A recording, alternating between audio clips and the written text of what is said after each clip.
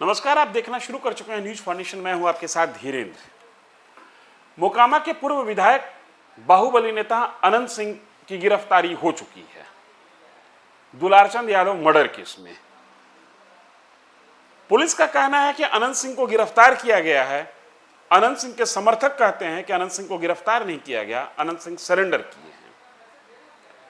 हम आपको बताते हैं वास्तव में हुआ क्या है, किस प्रकार से अनंत सिंह की गिरफ्तारी हुई, और यह गिरफ्तारी है या सरेंडर ये आपके विवेक पर छोड़ते हैं।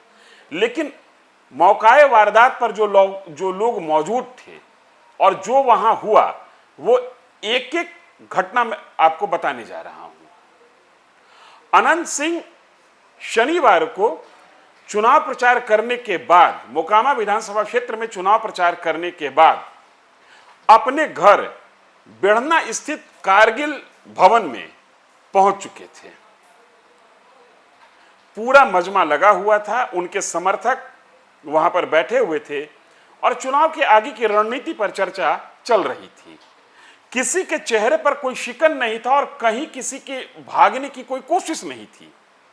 ऐसा संकेत भी नहीं मिलता है जिसके आधार पर कहा जाए कि पुलिस अनंत सिंह को खोज रही थी और अनंत सिंह बचने की कोशिश कर रहे थे।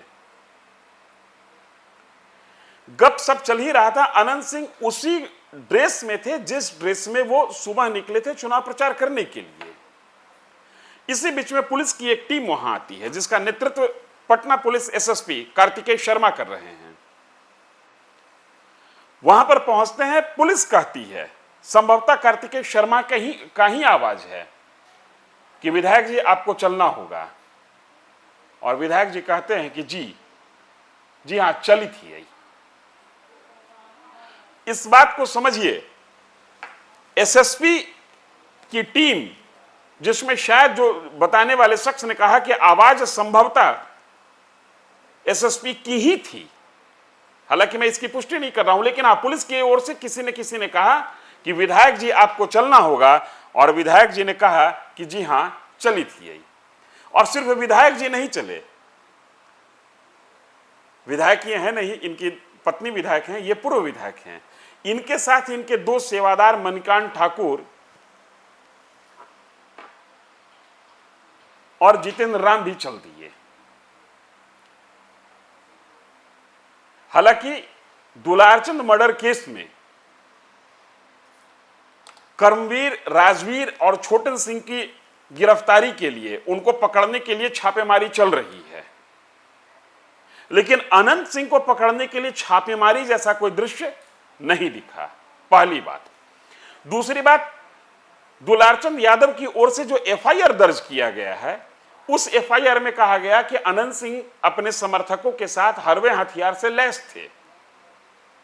लेकिन जब पुलिस अनंत सिंह के पास पहुंचती है तो वहां पर कोई हथियार नहीं मिलता है और न किसी व्यक्ति के पास हथियार था। और तीसरी और एक और खास महत्वपूर्ण बात, यह था क्या, यह निर्णय आप करें, हम सिर्फ घटनाक्रम आपको बता रहे हैं। विधायक जी आपको चलना होगा, जी हां, चली थी यही। इतना कहने के बाद विधायक जी उठे और चल दिए। यह वीडियो फुटेज है। लेकिन गौर करने वाली बात यह है कि जब नेताजी चल दिए तो न कोई जिंदाबाद का नारा लगा, न प्रशासन को लेकर मुर्दाबाद का नारा लगा। पूरी जो टीम वहां पर अनंत सिंह की बैठी हुई थी, सब शांतिपूर्वक इस काम को होने दिए, जैसे लग रहा हो कि मानो सबको पता है कि यह तो होना ही है। हालांकि आज तेजस्वी यादव से जब अनंत सिंह की गिरफ्तारी के बारे में पूछा गया तो तेजस्वी यादव ने कहा कि यह तो होना ही था।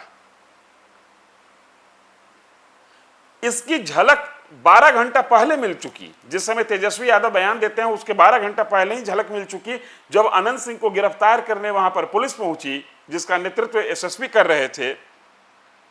कोई जिंदाबाद नहीं, कोई मुर्दाबाद नहीं। अमूमन तौर पर देखा जाता है कि जब नेताओं की गिरफ्तारी होती है तो उनके समर्थक उबाल में आ जाते हैं, जिंदाबाद मुर्दाबाद का नारा लगने लगता है, रोको, बचाओ, नहीं ले जाओ। एक तरीके से एक हिंड्रेंस क्रिएट होता है, एक व्यवधान पैदा होता है। पुलिस भी थोड़ा मशक्कत करती है जिससे कि पुलिस को भी एहसास हो कि नहीं, हम कुछ करने आए हैं, हम गिरफ्तार करने आए हैं, लिहाजा गिरफ्तार करना है। लेकिन यहां पर तो लगा कि जैसे स्क्रिप्ट लिखी हुई है, विधायक जी आपको चलना होगा। जी हाँ, चली थी आई। विधायक जी उसी ड्रेस में चल दिए जिस ड्रेस में वो जनता से वोट मांगने निकले थे। रात के अंधेरे में भी उनकी आंख पर काला चश्मा लगा हुआ था। रिमांड पर लेकर पूछताछ के बारे में एसएसपी का बयान है कि हम कोशिश करेंगे कि इनसे रिमांड पर लेकर पूछताछ की जाए और क्या ये वास्तव में अभियुक्त हैं या नहीं हैं, किस प्रकार से दुलारचंद यादव की हत्या हुई, इस पर से पर्दा तभी उठेगा। लेकिन एक बड़ा सवाल,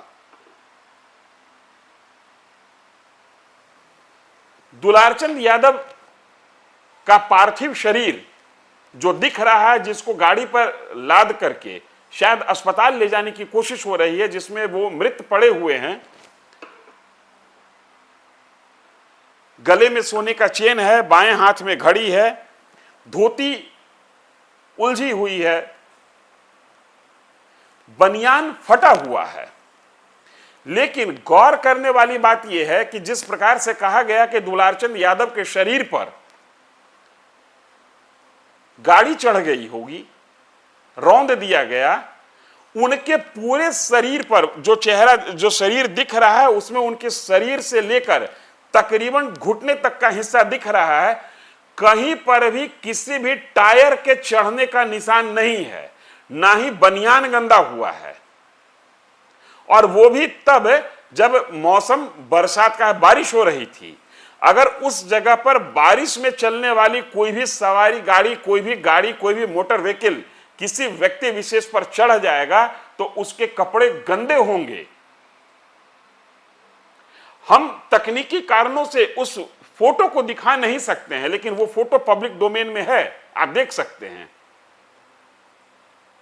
उस तस्वीर में दुलारचंद यादव के शरीर पर मिट्टी का एक निशान तक नहीं है। उनके पार्थिव शरीर पर गाड़ी चढ़ने का कोई प्रमाण नहीं दिखता है। और ऐसा हो नहीं सकता कि बनियान उनका बदल दिया गया हो, चूंकि अगर बनियान बदल दिया गया होता तो फिर क्या दोबारा फटा हुआ बनियान पहनाया गया।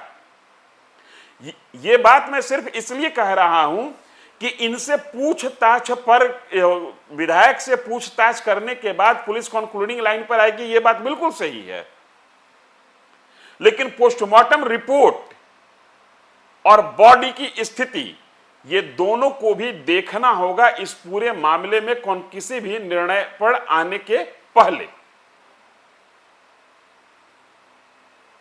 लेकिन हमने जहां से बात शुरू किया था, बात वहीं पे खत्म कर रहे हैं। ये गिरफ्तारी थी या सरेंडर, ये आप तय करें।